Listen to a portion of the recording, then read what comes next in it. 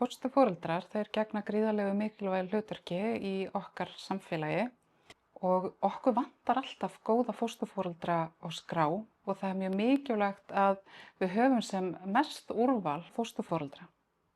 En ef ég fer aðeins yfir ferlið að gerast fósturforeldri, þá er það þannig að umsækjendur byrja á því að sækja að gerast fósturforeldri á heimasíðu Gæða- og eftirlitsstofnunar velferðarmála. Gæða- og eftirlitsstofnun biður svo Barna- og fjölskyldustofu umsögn umsækjendur. Ef umsækjendur standast almenna hæfnikröfur fá þeir boð á námskeið fyrir verðandi fósturforeldra á vegum Barna- og fjölskyldustofu. Fræðslan er í rauninni í tveimur hlutum. Það er annars vegar rafræn fræðsla sem er aðgengileg öllum á heimasíðu Barna- og fjölskyldustofu og svo erum við með staðnámskeið, 2 daga staðnámskeið sem við erum einmitt að halda hér í dag. Rafræna fræðslan er svona almenn fræðsla hlutverk barnaverndaryfirvalda og úrræði. Við erum að fræða fólk áföll foreldra og áhrif þess á börn meðal annars. Við erum líka að fjalla tilfinningastjórn, streitu og áhrif þess á okkur bara sem uppaldur. Og þetta er undanfari staðnámskeið sem við erum að halda hérna á Barna- og fjölskyldustofu. Og á staðnámskeiðinu gefst okkur svona meiri tími að fara dýpra í verkefni og annað tengt rafrænu fræðslunni. Og á staðnámskeiðunum erum við að vinna hópverkefni, leyfa verðandi fósturforeldrum að tengjast. Á staðnámskeiðinu þá koma starfandi fósturforeldrar og stundum uppkomin fósturbörn þar sem að þau eru að deila sinni reynslu og segja sína sögu. Það er alltaf ánægjulegt að koma á fósturforeldranámskeið og hitta og hjálpa til við að styrkja tengsl og fólks og bjóða verðandi fósturforeldra bara velkomin í samfélagið okkar.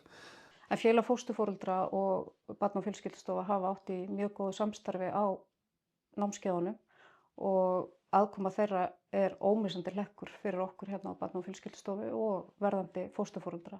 Einnig er félagið að kynna starfsemi sína og segja frá þeirri fræðslu og þeim stuðningi sem þau bjóða upp á. Þetta minnir mig alltaf á það þegar ég satt sjálfur í þessum sporum á fósturforeldranámskeiðinu og mætti fólki með reynslu og svona góða innsýn og hafði þekkingu á málaflokknum, hafði rosalega mörg verkfæri sem að mig langaði líka að hafa yfir að ráða.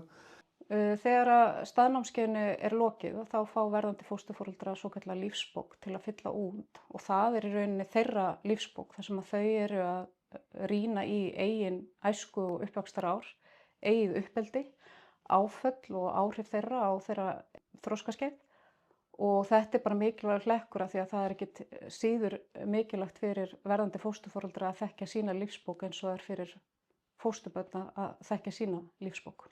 Þegar umsækjendur hafa lokið námskeiði fer fram seinna viðtal þar sem sérfræðingur í fósturteymi fer inn á heimili og gerir úttekt. Að loknu mati hjá Barna- og fjölskyldustofu þá sendum við umsögn til Gæða- og eftirlitsstofnunar. Gæða- og eftirlitsstofnun velferðarmála tekur ákvörðun útgefið leyfi og lætur umsækjendur fá niðurstöðuna.